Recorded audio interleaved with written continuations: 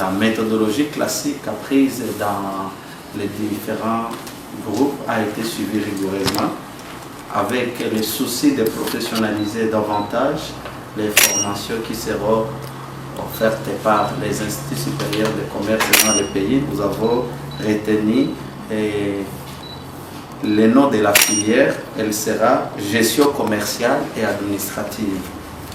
Au premier cycle et au second cycle, nous avons plusieurs mentions.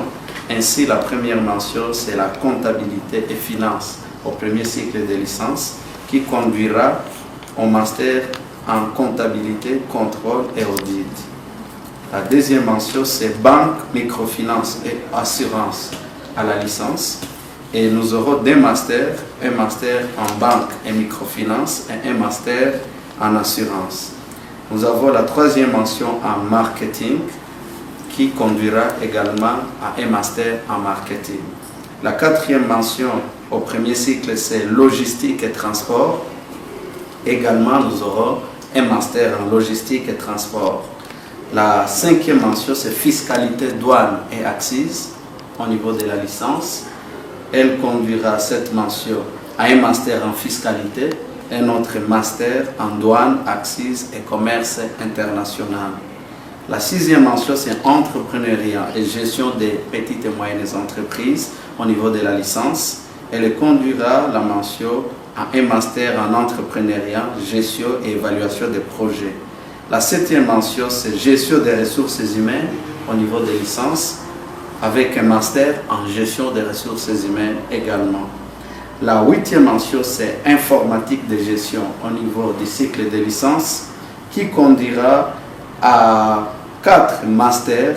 Le premier, c'est informatique de gestion, administration des réseaux. 11e master, informatique de gestion, intelligence d'affaires.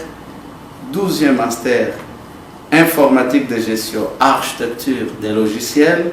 Et enfin, informatique de gestion, entrepreneuriat technologique. La 9e mention, c'est les techniques de secrétariat. Jadis s'appelait sciences et techniques de secrétariat. La commission a trouvé qu'il était élégant et pertinent de parler des techniques de secrétariat. Cette mention qui était organisée sur 2 cycles, après avoir examiné la question de fond en comble, la commission a voulu que les 2 premières années de licence s'organisent en tronc commun, en secrétariat, en conférence, des enseignements susceptibles de produire des assistants, des secrétaires de direction, et que la 3e année, il y ait des spécialisations. Cela veut dire que la mention des techniques de secrétariat va désormais s'arrêter sur 3 ans, en formant à la 3e année des secrétaires de direction avec parcours secrétaire comptable et commercial, un secrétaire diplomatique, un secrétaire médical, un secrétaire juridique. En fait, nous avons trouvé que les instituts supérieurs de commerce ont une mission d'accompagner beaucoup de gestionnaires qui ont eu des diplômes, des licences ou des 2e cycles dans d'autres domaines autres que les sciences économiques et de gestion ou la gestion commerciale et administrative. La commission a trouvé pertinent de créer un master en administration des entreprises au sens classique du MBA qui pourra recevoir les diplômés des autres domaines de formation qui ont une expérience dans la gestion, qui veulent se capaciter dans les domaines d'administration des affaires. Ainsi, ce master, cet MBA, pourra recevoir non seulement les diplômés qui viennent des autres domaines, mais aussi les diplômés qui viennent de la filière technique de secrétariat parce qu'elle s'arrête en licence. En fait, la commission a voulu émettre une recommandation qui va accompagner l'exécution de cette offre de formation dans les instituts supérieurs de commerce en mettant l'accent sur le besoin d'inscrire au second cycle uniquement les candidats qui présentent une expérience professionnelle d'au moins 2 ans.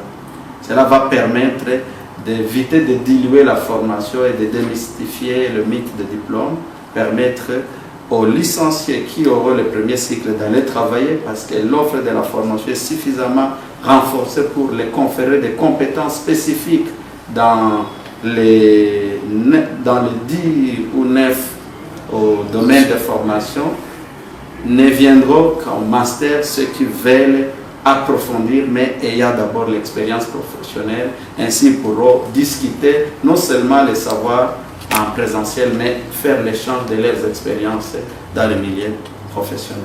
Merci. Je voudrais savoir si vous avez fait appel aux professionnels aussi. Oui, les vrais professionnels.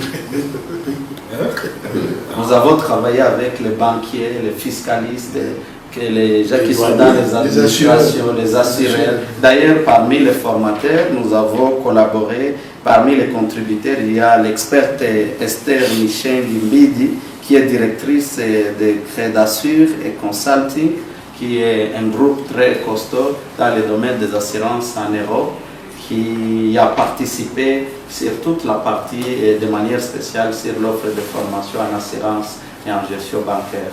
Donc nous n'avons pas travaillé comme des académiciens isolés, nous étions interactifs avec les professionnels. On peut vous applaudir, hein?